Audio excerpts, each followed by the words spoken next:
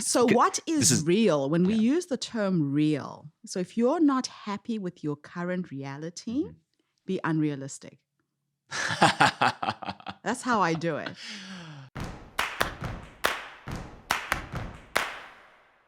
Getrude, thank you so much for spending the morning after you just did the big one. You just did the TEDx talk last night. How do you feel? I feel amazing. Do you? Yeah. I feel relieved. I was very, very anxious about this, but it was an incredible evening. Yeah. I really had a good time. Yeah, that's great. So where, you spent months preparing for this and to a certain extent, years, because you gave a TEDx talk.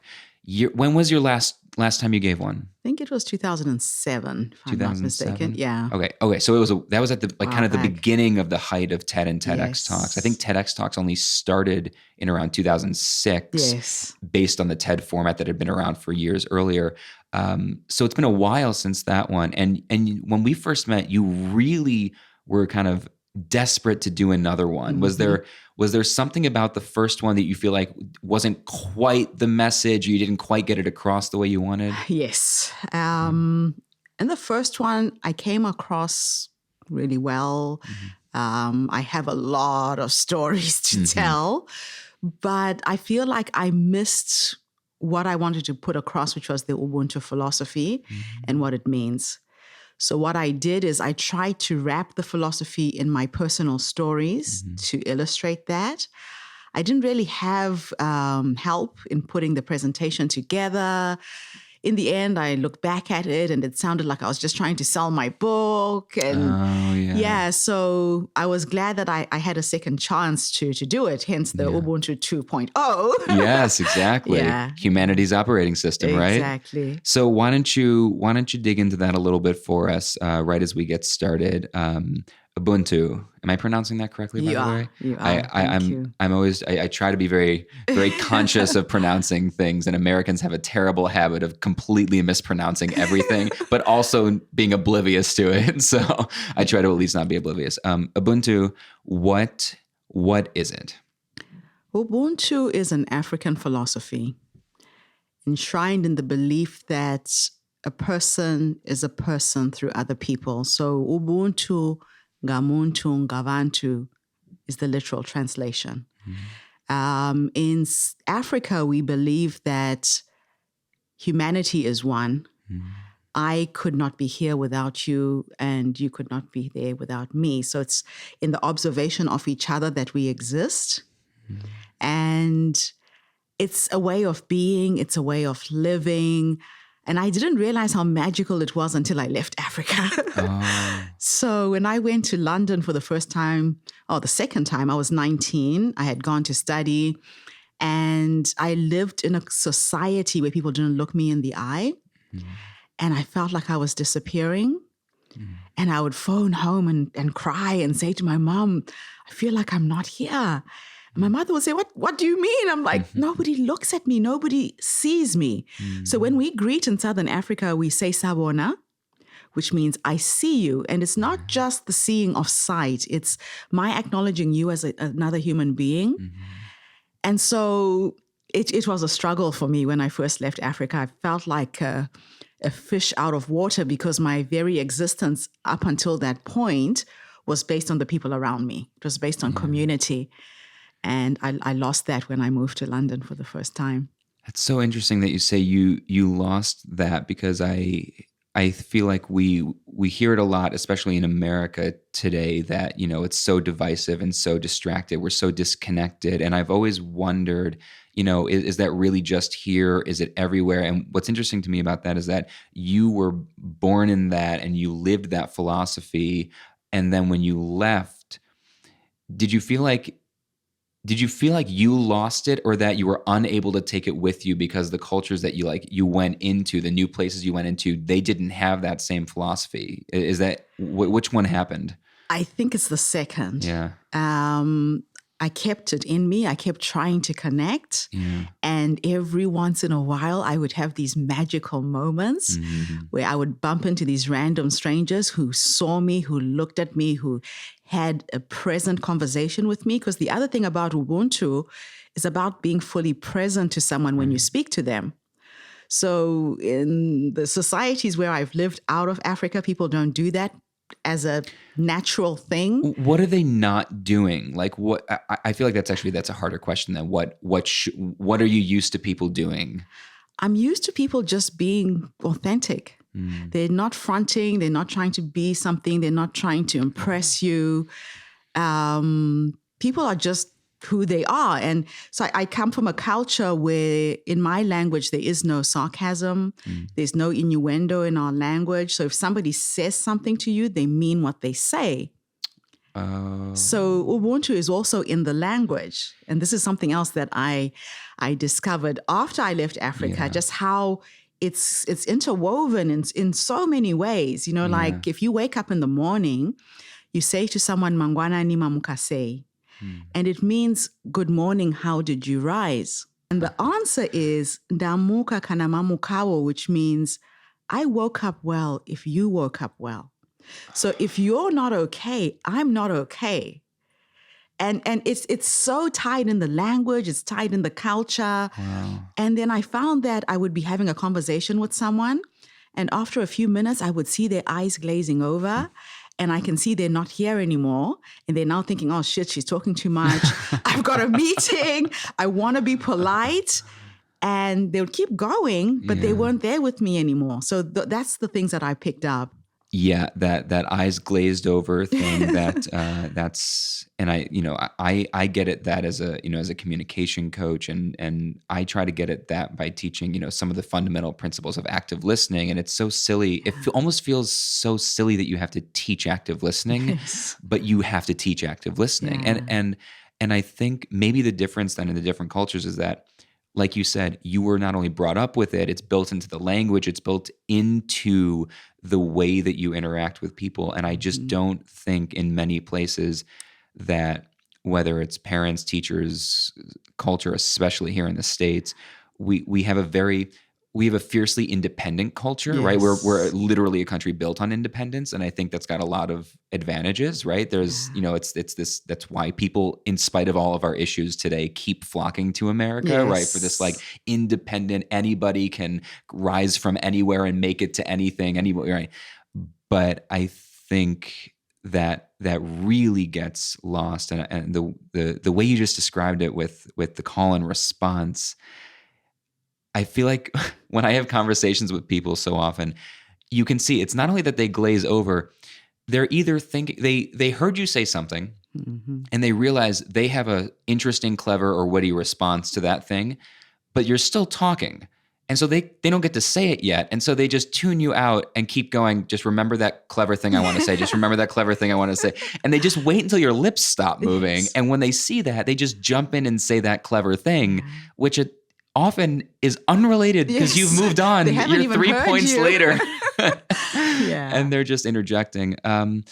So the idea worth spreading in your TEDx talk last night, can you kind of give us that in one tight, neat sentence? So imagine for a moment if we could solve humanity's problems like our blood heals wounds. So if we were to think of the human race as an organism, that we are parts of the same whole, we're just cells. My grandmother used to describe it in a really interesting way. She would say, if you cut your finger and you start to bleed, your white blood cells will rush to that point to heal it. In a week's time, you can't even see the scar. That's how we should be reacting and responding to each other in the world. So that if we hear that there is an earthquake in Haiti, and the 7 billion people on this planet just gave $1 to Haiti, we could restore that country in a day. So in Ubuntu, there's a sense of abundance. There's a sense of enoughness. And what I found out of Africa is a sense of not enoughness and me and not we.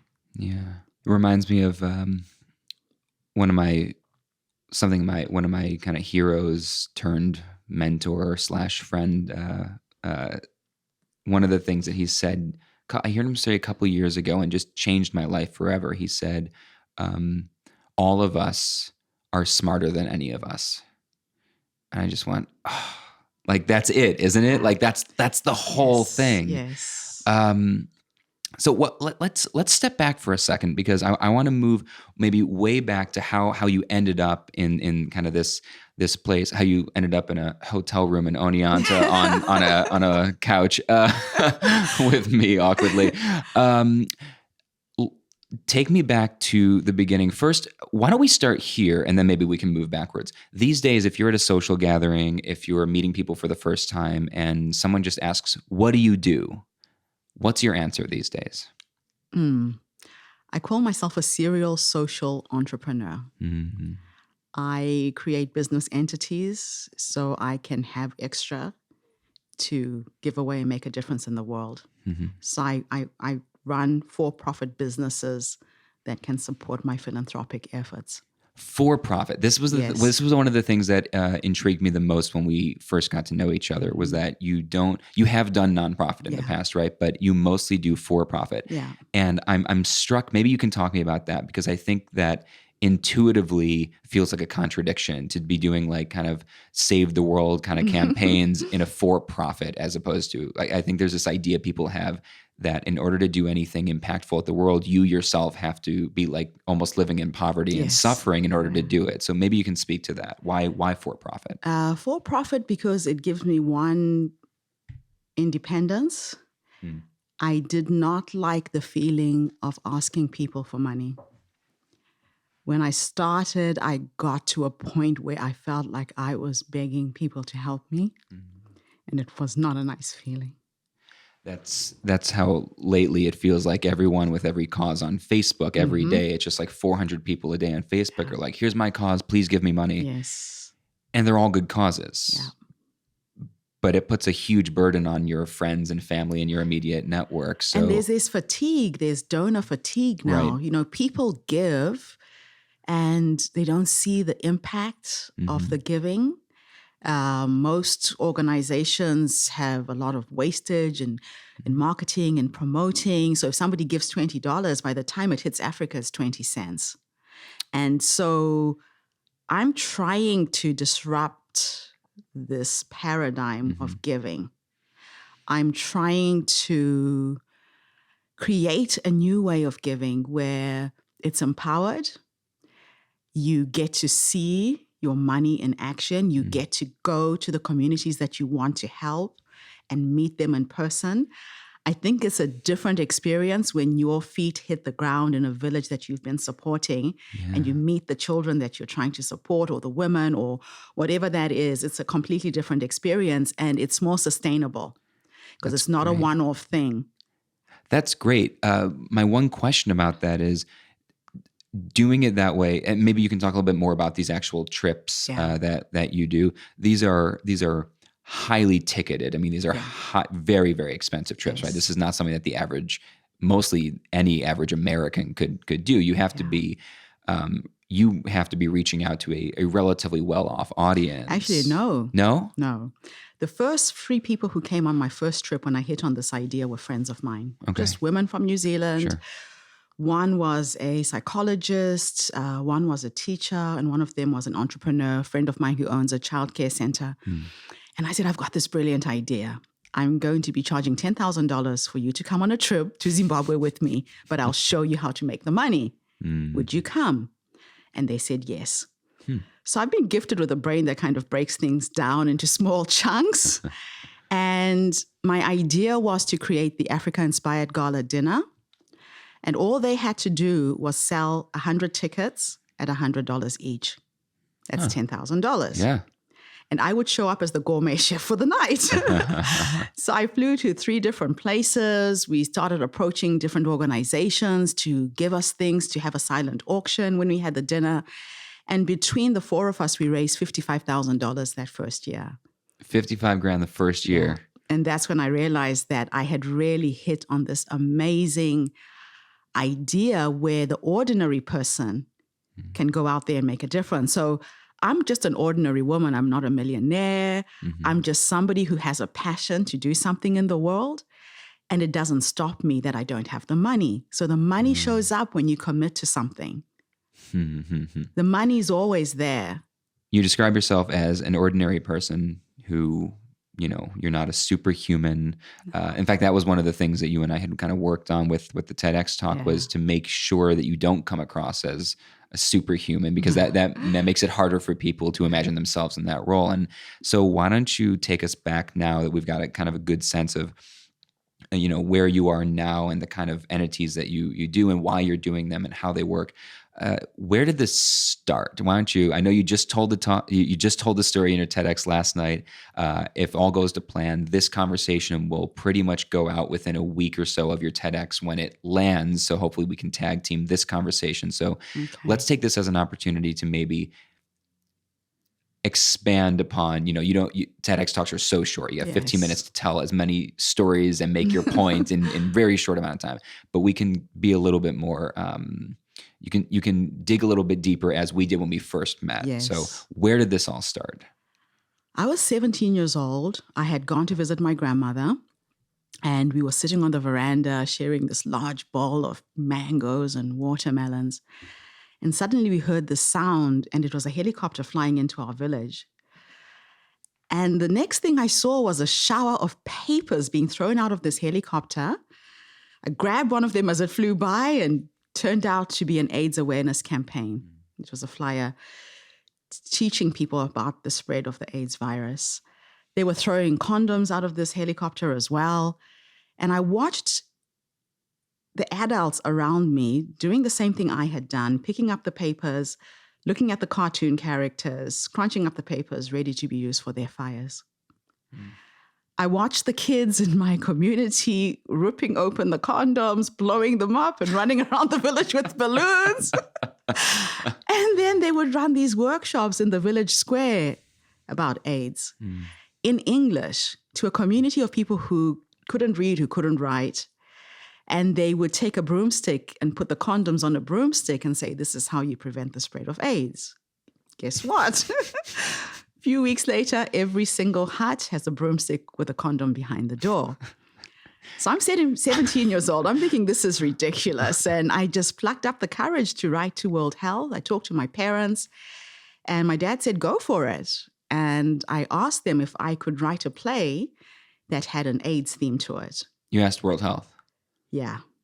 And they funded me. By the time I was 19, I was running an all-women's theater group. We were 5 girls doing this after work. And we would go into the rural communities in Zimbabwe. We wrote the songs, we had dance, we entertained people with the story, but it was a story about AIDS. And then we would run the workshops in the vernacular languages like Shona and Ndebele, and really explain what a virus was. Brian, that was the point in my life when I realized the value of education. I would sit with women who would say to me, but Getrude, I've been married for 35 years. What do you mean my husband's going to kill me if I sleep with him without a condom? And I had to find a way to explain what a virus was. I would buy apples at the beginning of the week. I did this on a weekend, and I'll let them decompose. And when I ran my workshops, I'll pull out a box of rotting apples and a box of healthy apples and say, this is the human body. Something has gone inside this apple. It's not healthy anymore. It's eating away from the inside. It's decomposing, and it's going to die. And you could see the face of AIDS. This is in 1986, 87. We had no medication. They called it the slow puncture. And you would see people literally just disappearing. You would see somebody who was healthy getting thinner and thinner. They would lose their hair. They would get the lesions on their faces. And it got me to do something. And the reason why I wanted to educate that woman who could have been me, who's never gone to school, is because I was just lucky. I was born to the right family who realized that education would get us out of poverty. I was nurtured by 2 of the most amazing human beings. My parents put me through private school in Rhodesia when we had racial segregation. and African children received a substandard education. And I went to private school not because my parents were rich, but they were resourceful. My mom taught me how to knit, how to sew, how to crochet from the age of 6. We had to make things after school to make money for school fees. My mom is a hustler. My mother will sell you the clothes you're wearing. She's the most amazing salesperson. My dad had got a scholarship to study in London, and he took his young wife with him. So my father was a chartered accountant. My mother was a nurse. But when they came back to Rhodesia, my father could not get a white-collar job because he was Black. And he had to work in a chicken slaughtering factory until Zimbabwe got independence. So for them to put 5 kids through private school, we had to take part in making that money. And so when I wanted to conscientize the most disadvantaged woman in my community, I knew that I was lucky to have an education. Right. And that's really where my passion started then. And then you started seeing the orphaned kids. You know, people were dying, both parents. Zimbabwe got to a point where we had households run by children who were 8, 6 years old, and they were the heads of households. Jesus. Zimbabwe had 1.3 million orphaned kids at some point when I started my work. And we're still a country in a lot of trouble because of the political situation there. Sure. So we were working against a dictatorship. And even now, currently, there's still a lot of stuff going on that people are not aware of that create the challenges for me to do the work. But I've developed very creative ways to get around some of these things. You know, we've just had a change of government last year. So the old regime has gone after 35 years of a dictatorship. A new government came in, which is exactly the same. Exactly the same. Yeah. And because our community didn't vote for the regime in the last elections, they have been punished from getting the free World Health medication, which is available 40 kilometers away. For people who don't know, Zimbabwe is a country without a currency. We had the highest inflation in the world. Our inflation, when I left Zimbabwe 20 years ago, was 516 quadrillionth percent. When you say it's without a currency, can you explain that a little bit more? They had to scrap the Zimbabwean dollar. It was worthless. The face value of the note was more expensive than the piece of paper. So they had to scrap the Zim dollar completely. And they introduced the US dollar. And there was a point where we were using US dollars, South African rand, Botswana pula. You would walk into a shop and you would get change in 3-4 different currencies. Right now it's just the US dollar and sometimes the South African rand and the pula. But it's been really challenging to work in that environment. And you have to find creative ways to jump these hoops. So my mission for 2019 is to build a library and to build a clinic so that I can get access to the free World Health medication for my community. And the government has allowed me to work in education for the last 20 years. And this is how I took over this primary school. I've been supporting 350 kids from our village for the last 20 years. Incredible. Paying for school fees, starting a feeding program. With the proceeds from my Walk on the Wild Side tour business that takes people to Zim, we started a microloan program where we would give people $50 US. They could buy 5 bags of cement, and we would train them to make the bricks that we needed to rebuild the school.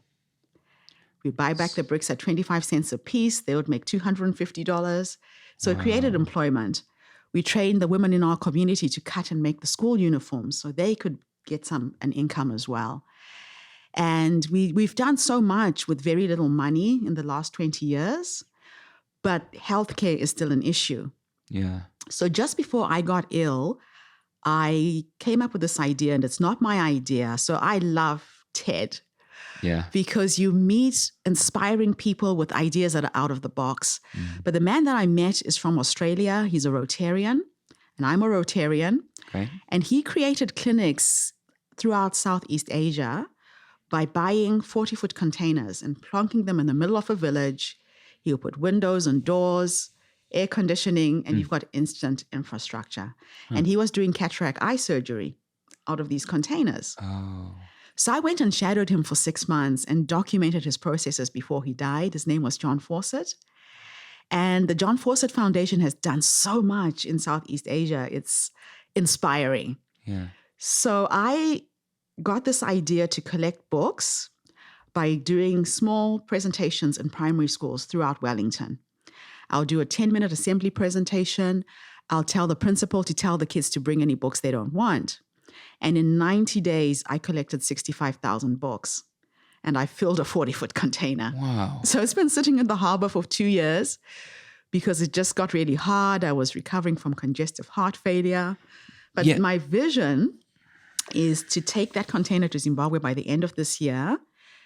When it gets to the community, we empty out the books, we build a library for the school, and then we refurbish the container into a clinic. So it's really a Trojan horse. The government thinks I'm building a library, which I am. Yeah. But the end result is for me to create a clinic out of the container. And what I've done is I need to raise money to hire a private nurse and buy her a car.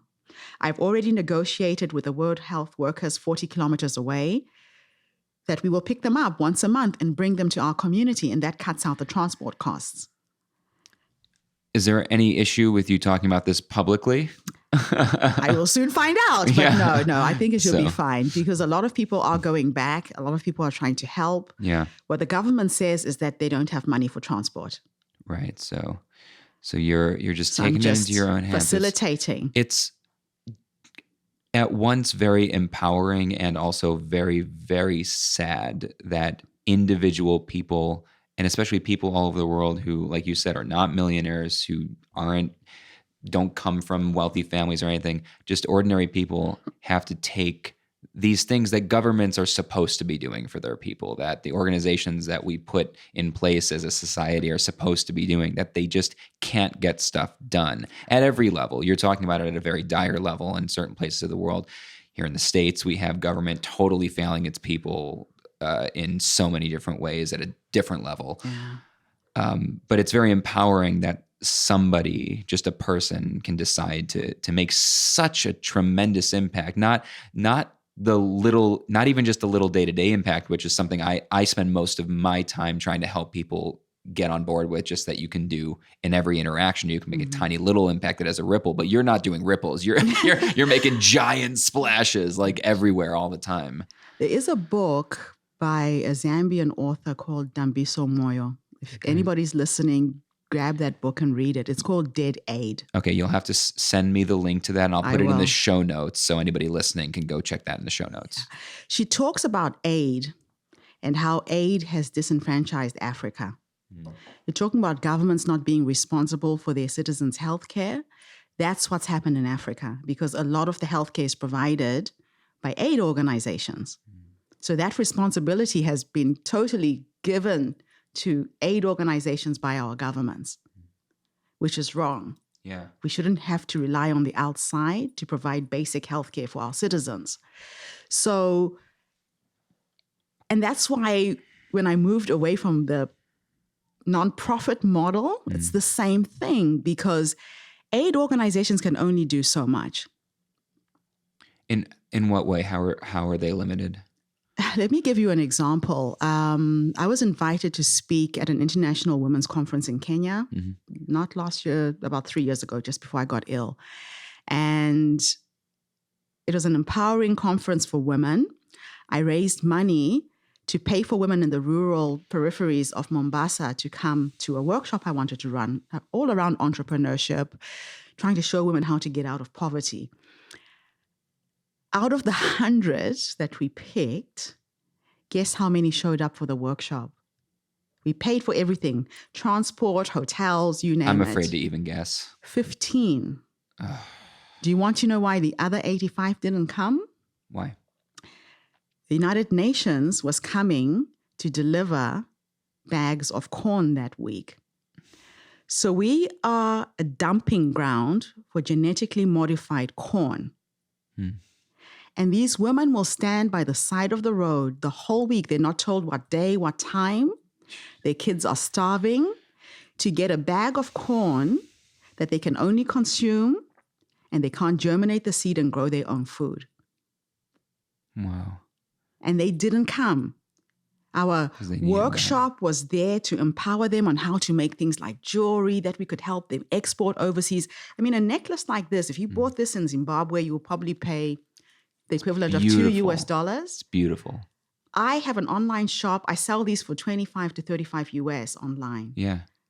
So that's what I was trying to do, to say we have things around us that we can make and sell overseas and make a decent living. Yeah. But these women didn't come to my workshop, and they waited for aid to come and help them. And I was there to try and empower them so they could help themselves. Right. This was a huge theme in your talk last night, which is that it's great to get help from other parts of the world, but it seemed really important to you that, as you said, that you know, Africans are able to help themselves. You talked about the fact last night that you're like the richest place on planet Earth, and you said we've been sold a lie. Can you? I believe that African people have been sold a lie, and the lie is that we are poor. What does Africa not have? From gold to diamond to oil to mineral resources. The missing piece for Africa is education. Right. For us to be able to use our own resources. You know, our governments will perpetuate as dictatorships because they have a large uneducated population. Right. The more educated people are, the more they can stand up against these regimes. Educated people are dangerous. We are dangerous. Yeah. And what excites me is I am hoping that my message gets through to people of African descent who are in the diaspora. I believe we're time travelers. I'm quite excited about this because, you know, I live in New Zealand. I'm always a day ahead of everybody else. But we are time travelers. And my grandmother used to say that for a tree to survive, it has to scatter its seed as far away from it as possible for that species to thrive. So we've been dispersed through slavery. If you want to reframe the slavery story, we've been dispersed through wars, through economic and political reasons. But wherever we've landed, we've managed to go to school, we've managed to get an education. I will never go back to Zimbabwe to live there full time. Sure. But what I have been able to do from the outside is more than I could do when I was inside. Brian, when I was in Zim, I could not feed my kids.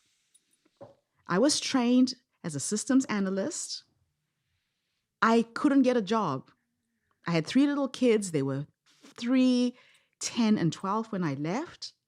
And I went back to Zimbabwe in 1999 to find our economy in ruins.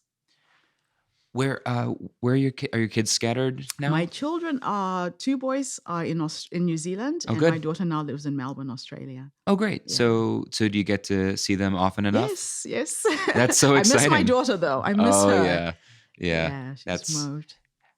What's the flight from, New Zealand and Australia are 2 places that I've been all over the world. I've never been, always wanted to. It's a ways from here. It's a ways from here. It's a long flight.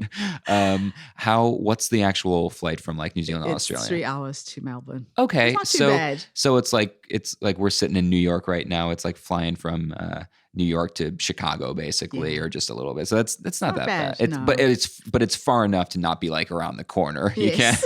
You can't just take a road trip and go. No. There's so many things that you talked about that I kind of want to expand upon, dig into. I really want to come back to the fact that you mentioned luck a couple of times in a couple of different ways, and that's something that's been on my mind. My listeners know this has been on my mind.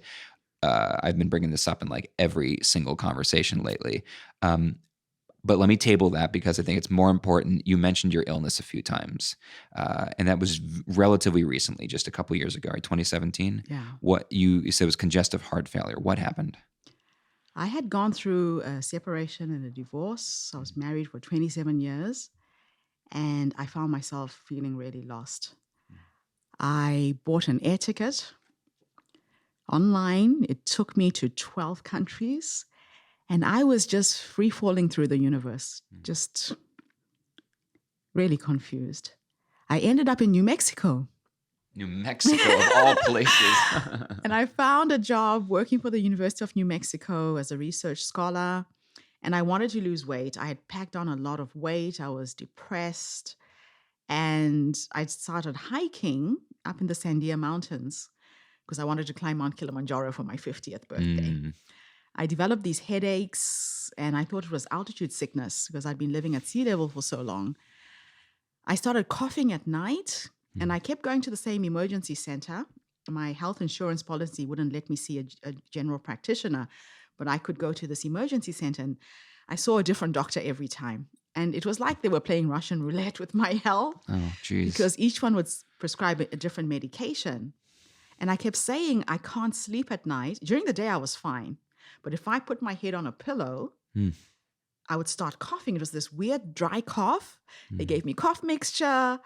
Meanwhile, it was fluid that had accumulated around my heart. Oh, gosh. And so it would wake me up. So I sat for 6 months. I could not sleep lying down. Then during the summer holidays, my kids said, Mom, just come back to New Zealand. Come back, get some proper health care. I actually collapsed for the first time when I found out I had high blood pressure was in the Colorado mountains. I had gone hiking at 14,000 feet. And the doctor who saw me was shocked that I was alive. Wow. And so I went back home. My daughter bought me this amazing little holiday to Indonesia, to Bali. Bali is my resting place. Oh. And it was a 10-day spa vacation, which turned into a nightmare because on the 9th day, I collapsed in a rice field and woke up 3 days later in an intensive care unit and almost died. And I remember the angiogram. So the doctor, the cardiologist, cuts an incision in your wrist. It's normally with local anesthetic, and the anesthetic didn't work. I felt everything. And I was screaming in pain. And because I'd been on blood thinners, they said, Gertrude, if we stop, we'll have to cut you somewhere else and you'll bleed. So it'll take 5 minutes. So he's injecting this dye into my wrist. I am in just pain. And I started watching the monitor in front of me, of my heart. And I just went inward and I started asking my heart, why? Why are you doing this to me? And I got the weirdest answer. My heart answered back and said, Gertrude, you've done this to me. I'm pumping oxygen and nutrients into every single cell in your body to keep you alive, but you've forgotten to take care of me. And when I got that understanding, the procedure stopped, the pain stopped. Fortunately, my coronary arteries were clear. So the fluid around my heart was drained with a diuretic blood pressure medication I was on. And it's been a slow road to recovery because I had chronic fatigue. I couldn't walk 5 meters without being breathless. I was overweight. And the last 2 years have been interesting. But I say that my illness was a gift. And if anybody out there is sick and you're stuck right now and you're lying in a bed somewhere, not sure why this has happened to you, take the time to reconnect with yourself, because that's what I did. I couldn't go anywhere. I couldn't do anything. And I started asking myself questions like, what is my next step? I've always believed that time is an illusion and that the concept of time is made up by us so we can wake up in the morning and get to work at 9 and finish at 5. But imagine if time didn't exist and your past, your present, and your future exist in the same timeline. You can actually talk to your future self and figure out what you're supposed to do. And so I play with that a lot. I go into a meditative state and I ask myself, what am I supposed to do next? And sometimes I will bump into someone the next morning who will say a word that connects with a thought. And then it's like a light bulb moment and I get it. Sometimes it's something I read in the newspaper, something on the TV. I just start being very aware of what's coming at me because I get my signs from the universe in a very magical way. And mostly it's through my dreams. That's amazing. I am on the other side of the spectrum when it comes to talking about things mystical, which is kind of funny for someone who made a living as a magician for a decade. Maybe because actually people who do magic for a living tend to be completely don't believe in any of that stuff because we spend our whole lives faking it, Yes. right? We know all the tricks. But I've never heard anyone describe it in a way that made sense to me the way that you just did. The kind of, something I would normally kind of hand wave off as kind of like mystical, like that's a nice idea, but the way you describe it is kind of time travel, and that by being present and aware of kind of almost being able to in your mind at least imagine abstracting yourself from the moment that you're in and seeing the past and the future kind of at the same time, right? As if, which is interesting because that is what science tells us, right? Science tells us that we are living in a deterministic universe. It might be random at the quantum level, but essentially it's deterministic, and that if you could get outside of time, you can actually see that everything that was and everything that will be is set. And the only reason it's already there. And the only reason we haven't seen it yet is because we happen to be the certain type of creature that only sees time in one direction, right? And so it's not so mystical when you look at it that way. But the way you describe tapping into it, you talked about meditation for a minute there, which is something I have never done. I have never attempted. I've never attempted, mostly because I'm such an anxious person. I can't even sit for 20 minutes without something active going on. Like I have to do something active to relax. Well, like, you can meditate actively as well. Okay, please tell me. Like, save me. So I walk. I meditate as I walk. I'm like you. My mom used to say that, I was ADD. I just wasn't medicated. So if you walk, you end up hearing the sound of your heartbeat in your ears. Yes. And you stop thinking. That's meditation. It is. So you don't have to meditate being still. There's some people who can stay still, but you can do active meditation as well. That's so interesting. You just have to get out of your head. Yeah. Yeah. Well, so that's so interesting. So actually what I end up doing when I desperately need to relax, or when my wife is just fine, like, you have to take a break. She comes like, how long have you been working? 14 straight hours? Have you eaten? Take a break. But when I sit down, like for, after 5 minutes, my brain is on all the things that I'm not working on that I could be doing. Like I feel like my time is so limited. Like I need to do something. And so the only way I can relax, I love movies. Now I'm in a different life, I would have been a film editor, or a film critic maybe. Right. I love movies, but I've gotten to a point where even movies aren't active enough unless I'm in a theater. In a theater, I can do it, but at home, there's too many other things. So I have to play a video game. I'm not huge on video games, Right. but if I'm playing a video game, I'm actively engaged in something, and I can't be focused on anything else. And so you're saying walking. Now, when I like going for walks. I used to go for really long walks, like daily, right around 2 or something, when I've been in my beauty and curse of being self-employed. I got my home office. It's right there, right? Yes. But the curse is that it's right there. So I'm just in it all the time. So I'll leave the house at 2:00 when I've been working for 6 straight hours already, and I know I'm going to put in 5 more. Yes. And I'll just walk around the block. I usually end up putting in a podcast in my earbuds, or just some music or something. Yes. Do you recommend having something in your ears? There's a lot of people that say, no. That's still not taking a break. You're still taking in information. It's okay. It depends on how your brain is wired. Okay. Yeah. I'm wired crazy. Yeah. So you trust yourself. Yeah. Okay. So maybe I'm on the right path. You are. Some people need to listen to something. Like music is really good, especially repetitive music. So how you're wired. So I'm curious now, just totally random. I had no interest in, or no plan to talk about this, but definitely interest. Because you've written a book. I've written my first book. I'm in the middle of working on my second one right now. I think I'm 2 years out from it being done. It takes me forever to write a book. Okay. But when I wrote the first book, I found that putting on classical music in the background. Now, I've never listened to classical music in my life. I'm a classic rock guy, 80s hair metal. When I was writing my book, that was too chaotic for me. Right. And I ended up putting on classical music in the background. And so that repetitive, not that it's repetitive, but it was kind of just droning in the background. And that's what helped me get in. When you were writing your book, and what's your book called, by the way? Born on the Continent, Ubuntu. Born on the Continent, Ubuntu. Okay. When did you release that? That was in 2003. Okay, 2003. So first, are you considering an update now that you've got this new talk? Yes. So Yeah. now Beyond the Continent, Ubuntu. Oh, wonderful. So Born on the Continent, Ubuntu, the first one is about my life from when I left Africa until 15 years ago.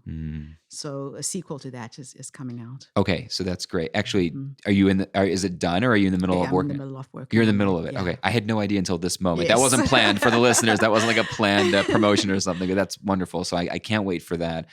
Maybe when we're both closer to the end of our current books, we can exchange before for the edit and during the editing process and get some mutual feedback. That would be good. So I'm curious, your writing process. Do you find yourself doing the same thing every time you sit down to write? Do you have a habit? Do you just write when it hits you? Are you the person that has to just wait for inspiration, or can you manufacture it? So you said it takes you a long time to write. It does. So for me, it's the opposite. When I wrote my first book, I'll be honest, it took me 18 years. Right. It was a journal that eventually turned into the first memoir. The second book I wrote took me 40 hours. Oh my and goodness. I've now developed a process called How to Write a Book in 40 Hours. And I coach and teach people how to do this. So take my money. I want to be done. So the process I've developed is, when I wrote the second book, I was working as a change agent. I was What's hired. a change agent? I would go into organizations. I did a business degree and I majored in industrial psychology and management. And I would go into organizations and help with staff morale, anything to do with PR, personal development kind of stuff in organizations. And the two major banks in New Zealand had merged and they were having problems with staff morale. And I knew one of the managers and he said to me, Getrude, I need your help. I've got 650 people in this building. They are not getting on. Come in and do your stuff.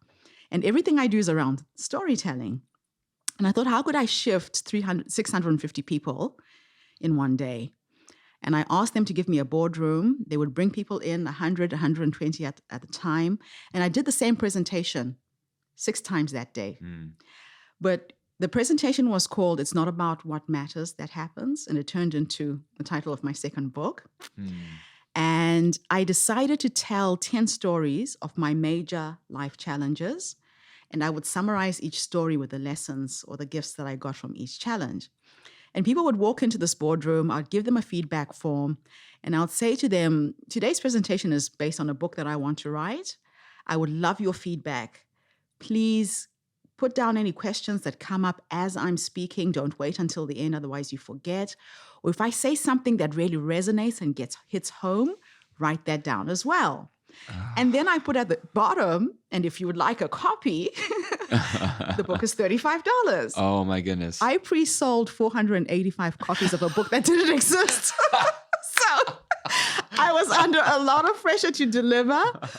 And so I got back home. I got my personal assistant to type up all the questions into an Excel spreadsheet. Oh, goodness. And she collated the common thread of questions, and those became the chapters to this book. And I just got my dictaphone at the time. Now you've got smartphones. Sure. And I just recorded myself answering the questions. I got that transcribed. Then once that was on paper, the book was out of my head. The structure was already there. And then I just went back to each chapter and I refined it, perfected it. I worked with my editors, and literally in 40 hours, the book was on Amazon and Kindle. Oh my goodness. So I love this though. So you leveraged a workshop opportunity.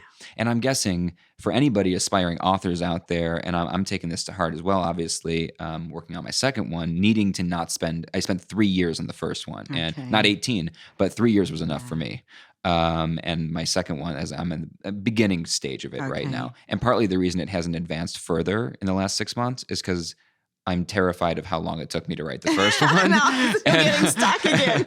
And I'm getting a little like, oh no. But I really desperately want, and also part of it is that the first book I wrote only came out last year. And I'm kind of torn between, do I really want to immediately jump to the next one, or should I give the current one a little bit more breathing room for a year or two before I really launch into the next? Because it's a new topic. It's related to the first one, but it's a new topic.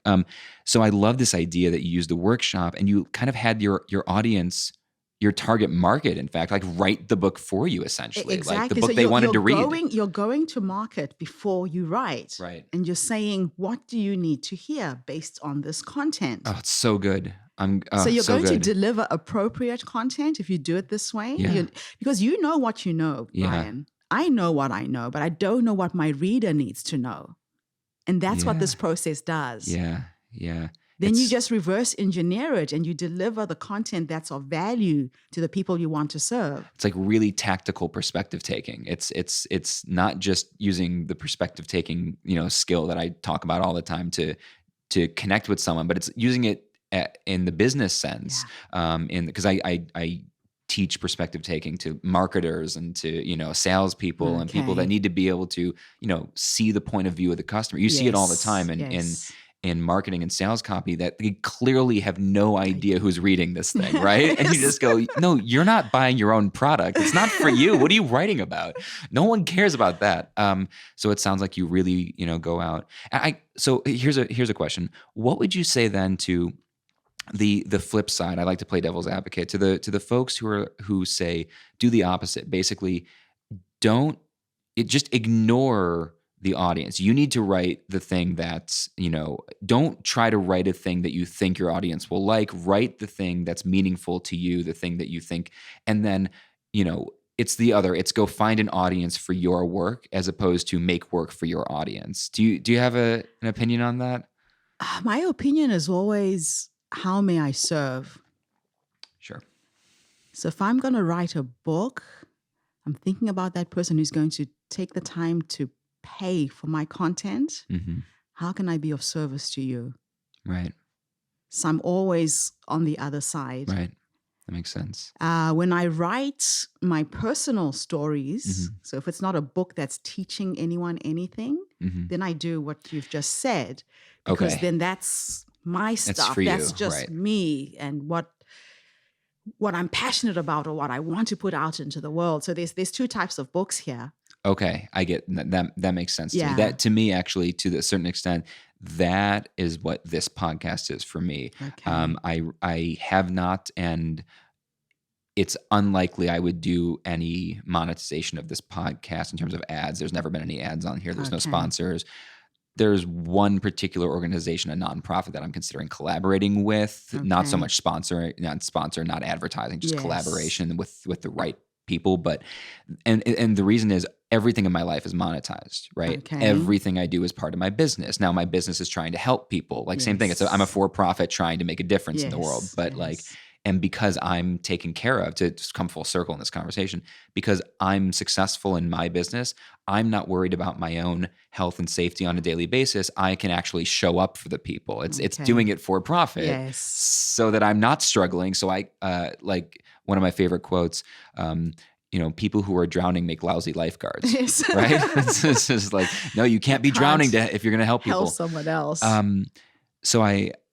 So for me, the podcast, by having no advertisers, by having no one I owe anything to but me, I get to just do this for me, and anybody who wants to listen will listen. Yeah. And I don't have to worry about making it, tweaking it and editing it so it's exactly what people who've, say, bought my book want to hear because they don't have to listen to this. It's my and then we get to have these kind of conversations where I don't have to edit our conversations in real time to get at a certain specific type of thing. We can just, because if we had you. Yeah, it frees you. It actually, by constraining yourself in certain areas, you actually free yourself artistically in other areas, isn't it? Yeah. Isn't that interesting? That's kind of the way that I've been working on my movie script. Script. You are multifaceted. America is all about the multi-hyphenate. You are like, this is like, you really ought to be here. I read a book once called Refuse to Choose. I can't even remember the author, where it was a woman who wanted to be an entrepreneur. She was a young mom. She had kids, and everybody kept saying, wait until your children have grown up. And she wrote this book called Refuse to Choose. And it was great because I was writing my second book. I had 3 kids under the age of 12. I had 3 new companies I had created. And so I learned to stretch time. You can turn a 24-hour day into 36 if you want to. It's called air travel. what I would do is my kids would come from school. I would feed them, would do homework, put them to bed. I would go to sleep early and I would wake up. I would put my alarm at 2:00 in the morning, and 2 a.m. became my writing hour. Wow. And if I had 2-3 hours intense with no interruptions, I got so much done. Wow. And that's how I finished the first book. And so with Refuse to Choose, I've had a multitude of businesses that are so different from, I'm an artist. I hand paint fabrics. I'm a textile artist. I design clothes. I used to have a design business. I opened a recruiting agency for doctors. Then I started recruiting actors for King Kong and Avatar for Peter Jackson and James Cameron.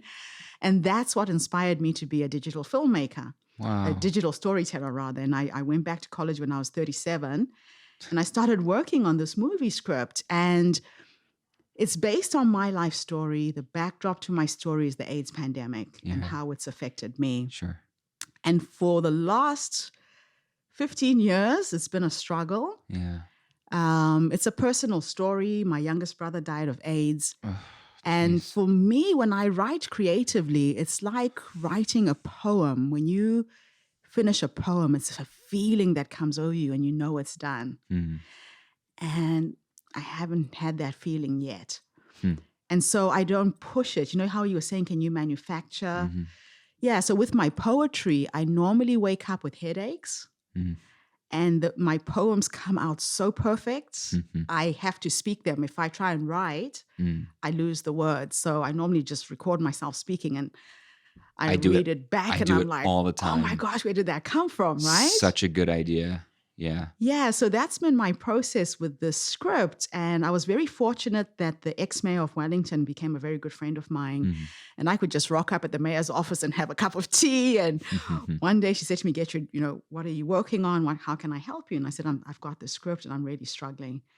And she gave my book to Peter Jackson's wife and her business partner, and they've come on board as my mentors. And they ended up seeing 3 stories, 3 separate movies in the first script. So I've gone back to the drawing board, where we're going to start in the middle of my life from when I left Africa 20 years ago until now. The second story is my backstory, my childhood story. And the third is futuristic. It's the prophecy. So when I wrote my first book, I had a dream. And the dream was of my funeral. I've only ever had about 2 or 3 of these type of dreams before. And in this dream, I can smell, I can taste, I can touch. It's like I quantum leap into the future or into the past. And they were putting my body in the ground, and somebody was reading my eulogy and saying everything I was going to achieve in this life until I died in 2067 at the age of 100. There you go. And but I'm going to stretch that. I'm going to change that. Maybe 20. You are I don't ambitious. know. Live a little bit longer with technology. But in the dream, there was a mention that I would write a book. I hadn't written the book yet, and this book was going to reach millions of children on the African continent. It talked about my working on a movie script. I was going to write, direct, produce, and act in this film. It was winning 8 Oscars. And I wrote that down as the last chapter of my first book. So I'm telling people this. So in case you buy my book, read the last chapter first. It's confusing because a lot of people who bought the book 20 years ago thought I was crazy. Sure. Because I was still alive, but I had written my eulogy. Right. And my ex-husband said to me, Gertrude, you're crazy. People are going to think you're mad. You could never do this. And I'm like, I don't know. It feels real. It feels right. It feels like I've done it. And then I started saying it out loud. So you talk about quantum physics. When you have an idea and you have the courage to put it on a piece of paper, it's already here. It's now in the physical world. Yes. Yes. If an architect decides to draw and design a house, they have to get that idea out of their head and design the pictures, right? Yes. So a lot of people will hold on to their ideas in their heads and they take them to their graves. Yeah. They say the richest places in the world are graveyards. They are full of people who had amazing stories, who had the most fascinating ideas, but they did not have the courage to just even put it on a piece of paper. So when you do this, and this is what I did with my my movie script, I started saying it. Brian, I would say it in every speech I gave. I would say, I am the first African person to write, direct, and produce an Oscar. And I said it with such conviction. The first time I said it, I was shaking. Second time I said it, it felt so good. The third time, it just felt real. And I kept saying it and saying it. And then I started attracting people. You talked about luck. And I would like to segue into that. Please, because I was hoping to get there. Yes. Yeah, I have lived what most people say is a charmed life. But I believe you create your luck and how you live. It's based on the choices you make. It's based on how you interact with people. I am a sum total of every single human being I've ever met. And I have met some phenomenal people. And so I don't start with how am I going to do something. I'm really lucky in that I am shown the vision of what my future looks like. And it is so clear. I know I'm going to do it. I don't start with how am I going to do it. I start with saying I'm going to do it. So when you use the I am statement, you become it. They're two of the most powerful words you can use to create anything. So I started saying I'm the first African woman to write, direct, produce, and act in her own Oscar award-winning screenplay. And it was pretty magical because when I moved to New Zealand, because Peter Jackson was working on Lord of the Rings, sure, I was so inspired. I was just so inspired. I had taken part in my first major film was in Zimbabwe called Cry Freedom with Denzel Washington. Oh my goodness. So Richard Attenborough was the director. Is there anyone you don't know or anything you haven't done? I just had this small walk-on, walk-off part, but I got to act in this amazing film. And I knew I would be a filmmaker. I was 19 when I took part in that film. Fast track, I'm now in New Zealand. Peter Jackson has just made this amazing film, and he started giving lectures all over Wellington. Sure. And some of his staff did the same. And I went to a presentation where the guy who designed the spider in Lord of the Rings was giving a talk, and I'm sitting at the back of the room, and this voice said, ask. Just ask. And my ask was, I was thinking in my head, God, I wouldn't mind acting in one of his films. So, something got my hand up and I just asked the question. And this guy said, actually, we're looking for 350 African extras for one scene. Oh my God. For the film King Kong, which came after Lord of the Rings. Oh, goodness. So he gives me an email address. I email my CV. Next thing I know, I'm in front of the casting director. I got 2 parts in the film and I felt really special. I thought, gosh, my acting is fantastic. They've given me 2 roles in this film. Are you in King Kong? I am. Oh my gosh. Are you able to, are you able to send like a link to like a freeze frame or something? Like send me like where we can like put that in the show notes or something? Put that in the show notes. We'll make sure we can do that. Again, it wasn't a big part. Yeah. But well, sure. I'm there. My sister's in it, my kids, the whole family. But even to a certain extent, just being around people, the fact that you did ask though, when you talk about luck, and you said you do believe in luck. So clearly you do believe in it because you believe we can shape it, which means you believe in it. So you don't believe. So this is what's interesting, right? And I have, this is my big question with luck. We already both agreed that we're in a deterministic universe, that everything's set, but we both agree you can create your own luck. You can bend reality. How do we reconcile those two things? Those two seem, the ability to manipulate your own luck to change your kind of path, and the fact that we both agree we're in a deterministic world where everything's set. So what is real? When we use the term real, so if you're not happy with your current reality, be unrealistic. That's how I do it. Be unrealistic. So aim for that impossible thing that everybody tells you cannot be done. For me, it gives me just this drive to prove you wrong. And then I attract people. It's a magical way of being, because when you start putting these words out into the ether, they hover around you. Our words have power. Yes. You know, when they used to talk about witches casting a spell, they were words. Yes. Because words have a vibration to them. Yeah. They have a vibration that attracts the people that you are trying to bring into your life. Language is so powerful. It's powerful, and people just don't know how powerful it is. So I talked about writing something down to bring it into reality. When you say it, you give it so much more power. Oh, yeah. So I attract people in the most magical way. Yeah. And I can only say that the way that I do it, and I started creating this thing. It's going to turn into another book called The Visioneering Toolbox. Mm-hmm. And the Visioneering Toolbox is about showing people how to clear their inner pictures in their heads. So it's like putting on your spectacles. Yeah. It's there already. It's just out of focus. How to get it in focus. Exactly. Yeah, right. Got it. Right. How to get everything in focus. And what the gift that I have is all of my visions come through these dreams, and I know exactly what it will look like. I know how it will feel when I get that Oscar. I've lived it already. I've written the Oscar acceptance speech. I know it by heart. In case the listener can or can't hear, that's Getrude's husband laughing in the background. The first time he's audible.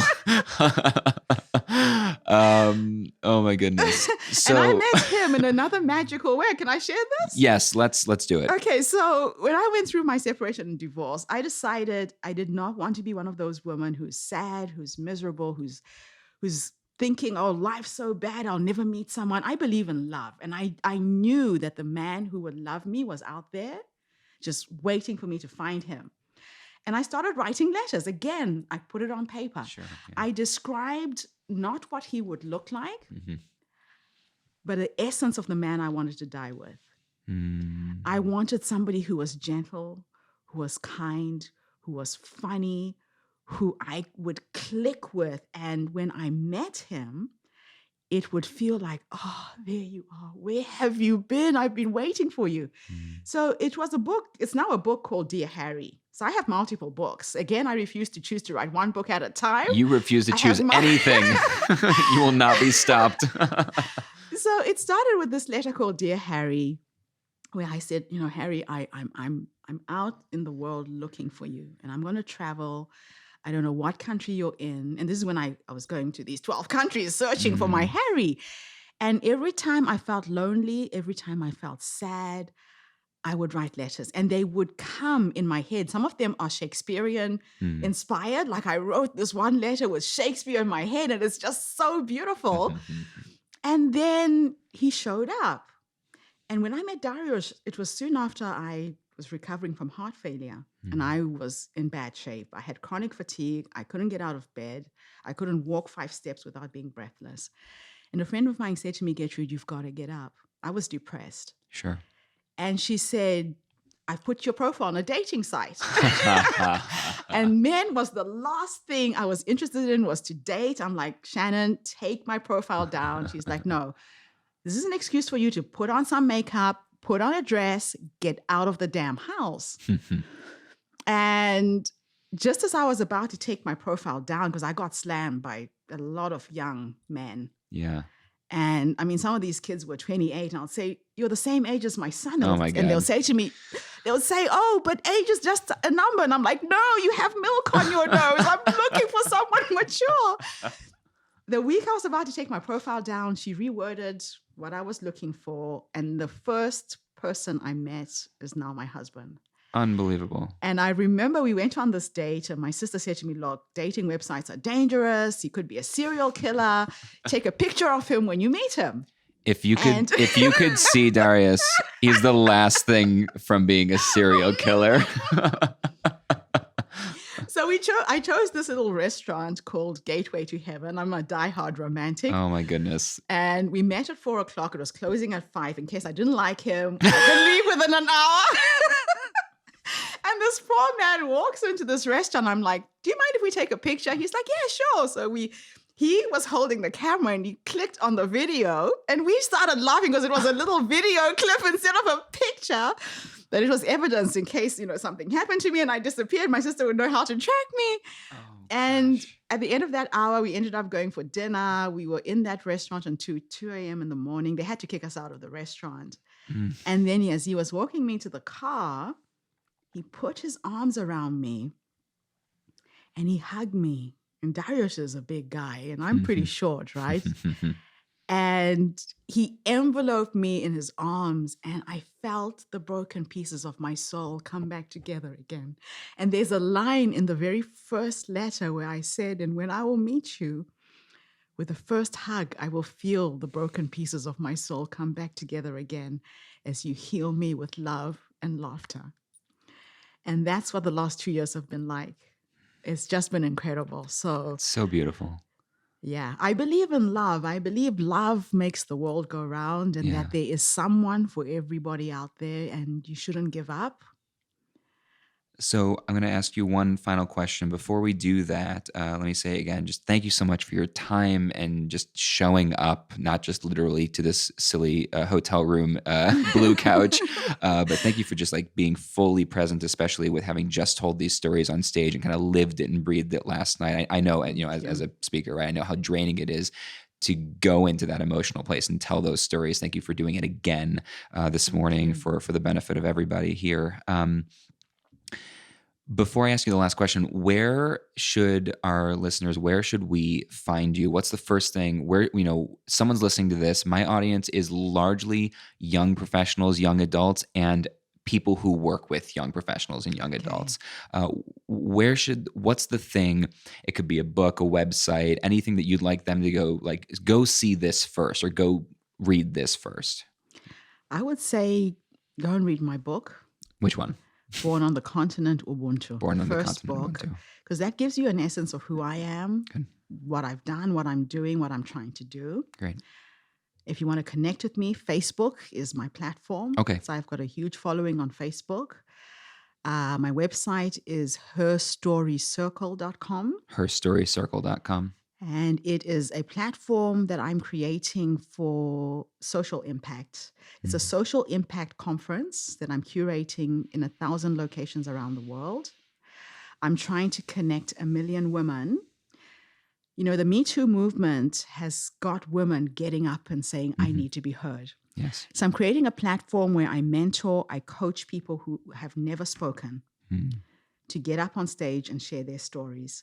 We are giving the platform 25% to men because I believe that a lot of women's empowerment programs, we are talking to ourselves and we need to bring our men to the table. We know our issues, right? But until men start coming into the room and listening and sharing, we're just trying to create the impossible.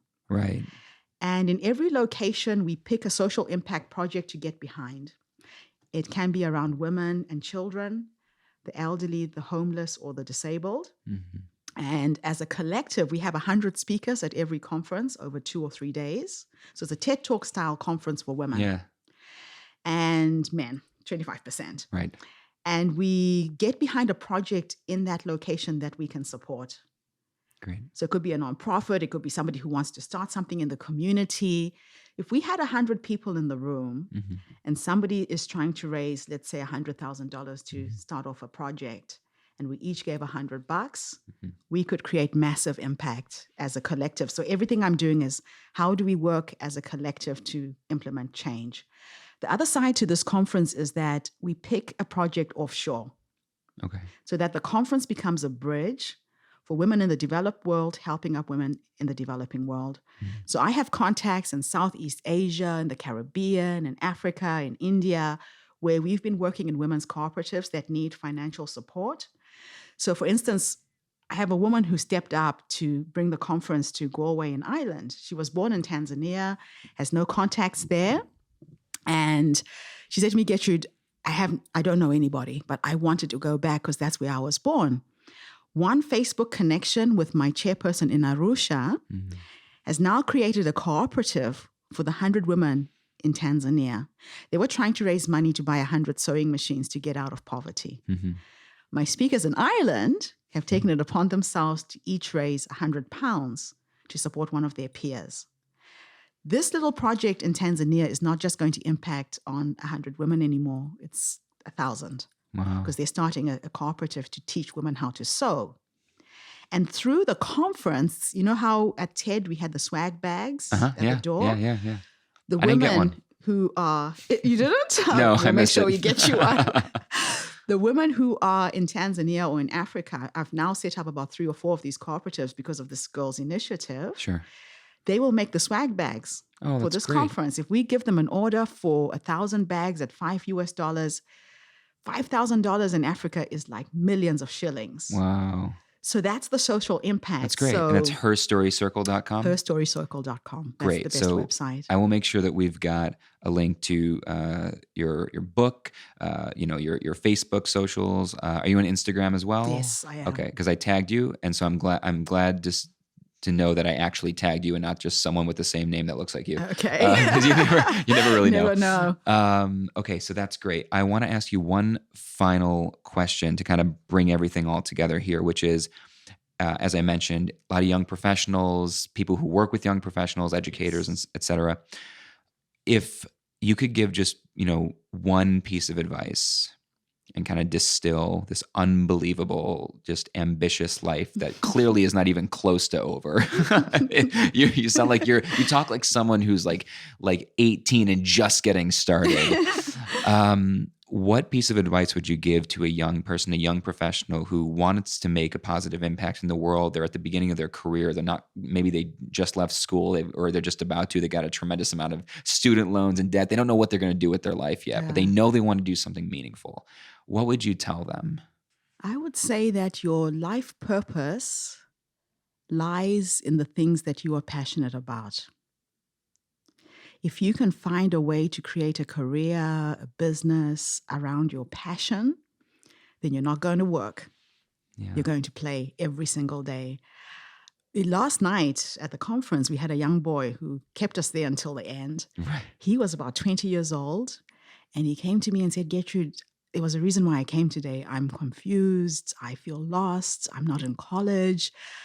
I'm just hanging out with friends, drinking, and I just feel like my life's not going anywhere, but something told me to come, and where do I go from here? So it's really the kind of person you're talking about. Exactly.